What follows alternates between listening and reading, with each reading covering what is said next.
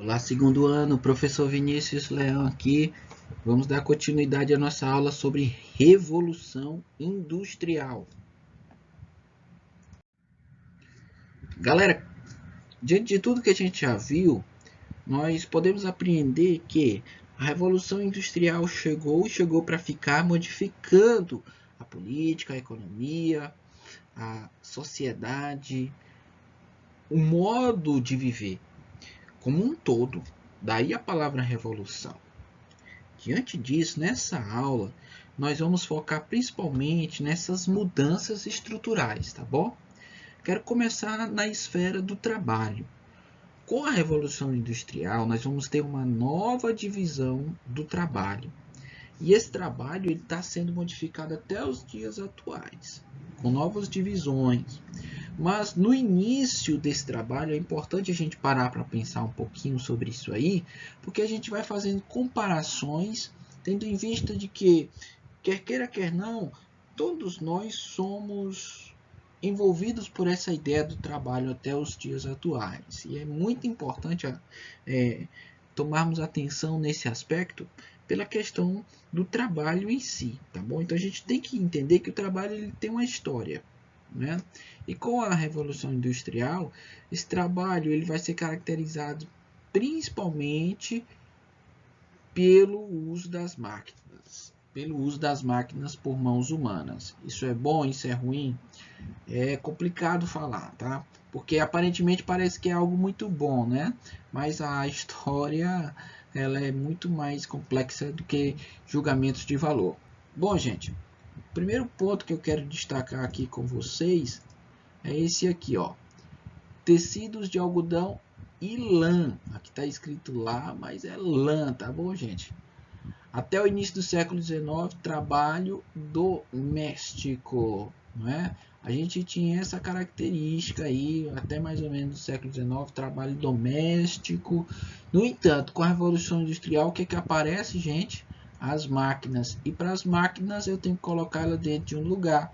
E esse lugar vai ser chamado de fábrica ou indústria, dentro de um regime capitalista, onde eu busco principalmente o que? Uma palavrinha chamada lucro, onde eu busco lucro de todo jeito dentro desse capitalismo, pessoal. A propriedade das máquinas, a propriedade industrial capitalista é do burguês capitalista, que vai comandar pela propriedade privada dele tanto a indústria quanto as suas máquinas, quanto os operários, que vão ser a sua mão de obra. Salários por jornada de trabalho. Então, se ele tem uma jornada de trabalho de no mínimo 12 horas, olha isso, gente, por dia, ele vai receber de acordo com isso. Agora, você pensa que o trabalhador recebia muito? Não. No início desse processo, ele recebia muito pouco. Existem fontes que afirmam que ele recebia em torno de um dinheiro para comprar um pão por dia. Era algo muito miserável mesmo, né? É interessante destacar que nesse trabalho também nós vamos ter uma exploração das mulheres e crianças, como a gente vê aqui na foto, tá, gente?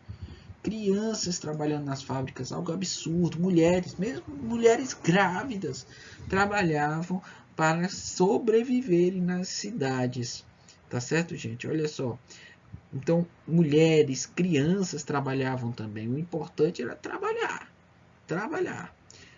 Em vez de estarem na escola, a concepção não era essa de educação lá no início do século XIX. A concepção era de que se deveria trabalhar para sobreviver.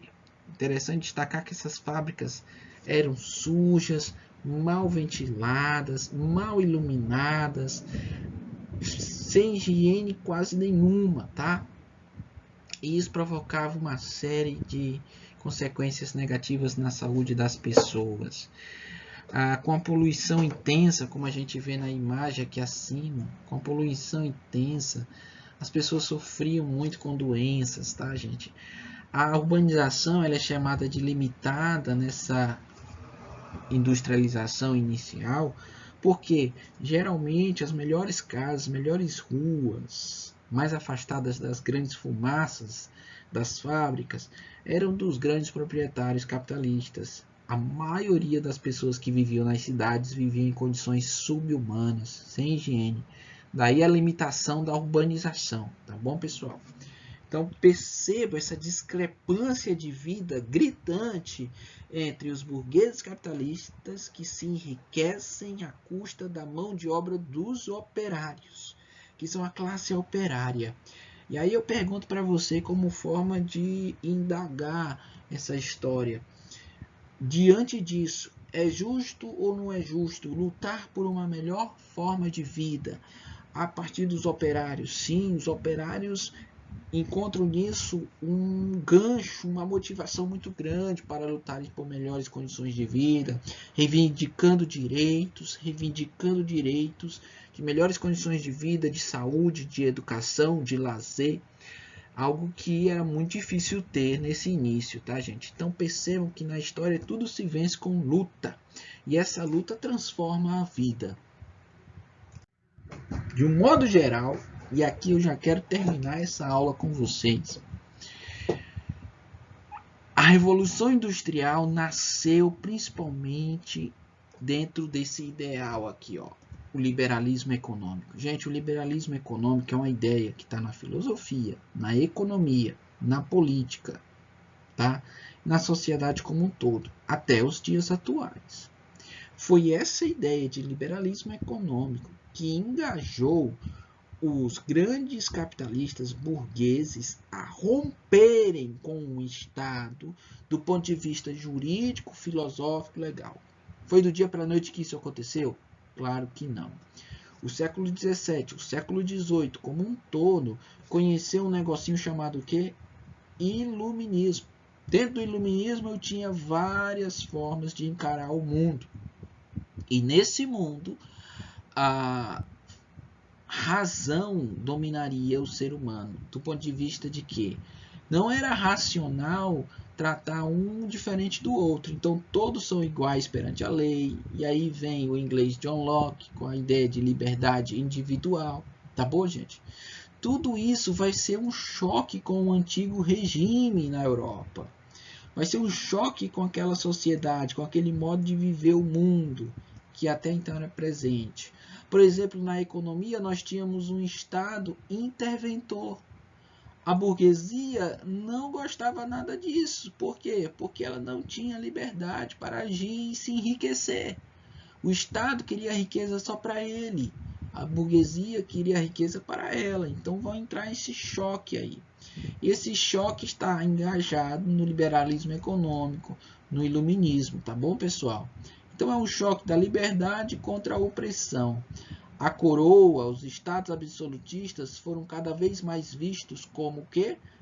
Opressores. E a burguesia cada vez mais queria um negocinho chamado liberdade, igualdade, fraternidade, resultando no final do século XVIII na Revolução Francesa. A Revolução Industrial, pessoal, ela vai romper com essa ideia, tá? Principalmente porque a ideia de propriedade privada ganha um caráter quase que sagrado aí. Tendo em vista de que a riqueza é proveniente da ideia de possuir a propriedade privada. Então, essa riqueza ela tem que ser partilhada com o máximo de pessoas possíveis e não ficar apenas concentrada no Estado. Então, a fim da propriedade do Estado. O crescimento da burguesia vai querer isso aí. E aí a gente tem as ideias econômicas de Adam Smith, que a riqueza das nações está aliada a essa ideia de que é preciso que o mercado haja como uma mão invisível, sem ninguém interferindo, porque é a mão invisível do mercado, pela livre concorrência, que fomenta na sociedade a riqueza, tá bom, gente?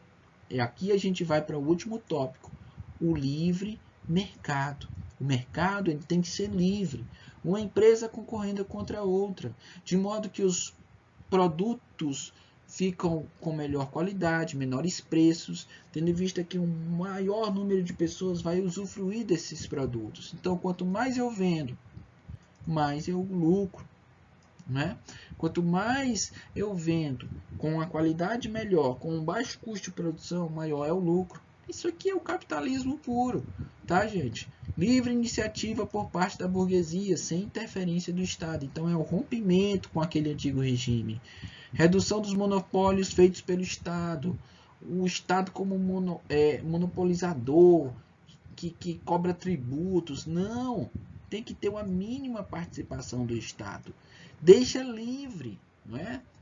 Deixar livre a economia. Gente, o liberalismo econômico basicamente fundamentou aí a produção capitalista, este novo mundo que veio com a Revolução Industrial, e até hoje ele é defendido por muitos economistas e ele é vivido na nossa sociedade. Um Estado liberal, um Estado que não interfere, é para muitos um Estado que tende a ficar rico.